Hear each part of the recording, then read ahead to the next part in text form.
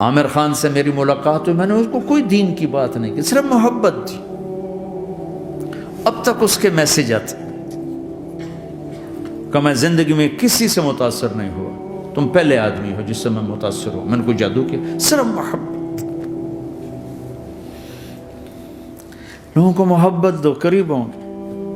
میں جب گیا بڑی مشکل سے اللہ نے، ملاقات کا کوئی راستہ ہی نہیں تھا، وہ مجھے نہیں جانتا تھا، میں اسے نہیں جانتا تھا، تو کوئی موقع نہیں مل رہا تھا ملاقات کا،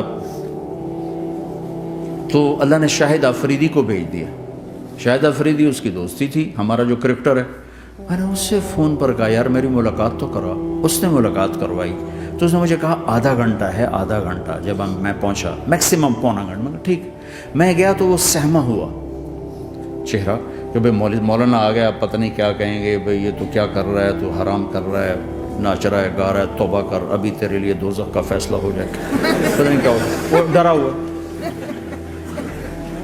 سہما ہوا تھا۔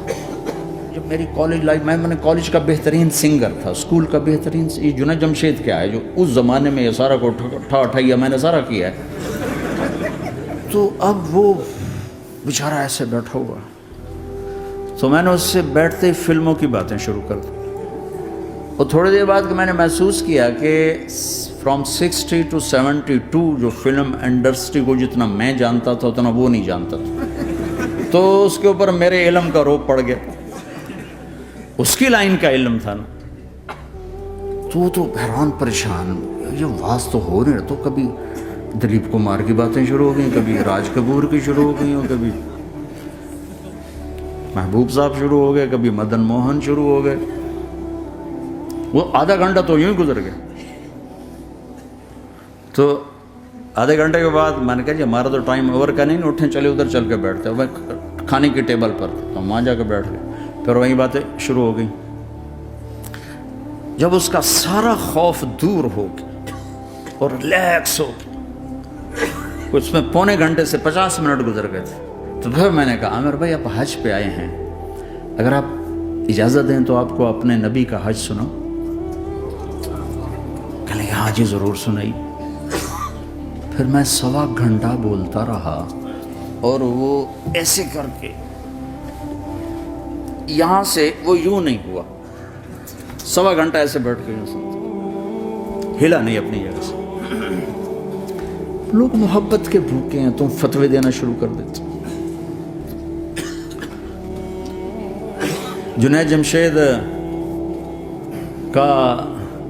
کے بارے میں مجھے پتہ چلا کہ ساتھی اس کے گھر کھانا نہیں کھاتے کہ حرام کمائی، وہ بہت ڈس ہارٹڈ ہے، نیا نیا تبلیغ میں آ رہا تھا، میرا آگے کہیں سفر تھا، جماعت میں جا رہے تھے، کراچی سے آگے جانا تھا، تو میں نے اسے فون کیا کہ میں آ رہا ہوں، میں کھانا تیرے گھر کھاؤں گا، تو وہ کہنے لگا میرے گھر؟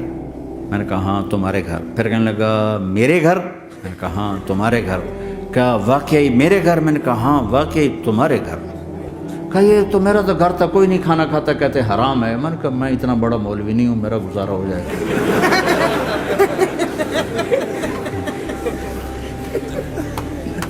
کچھ عرصے بعد وہ 4 مہینے کے لیے جماعت میں چل رہا تھا۔ لوگوں کو محبت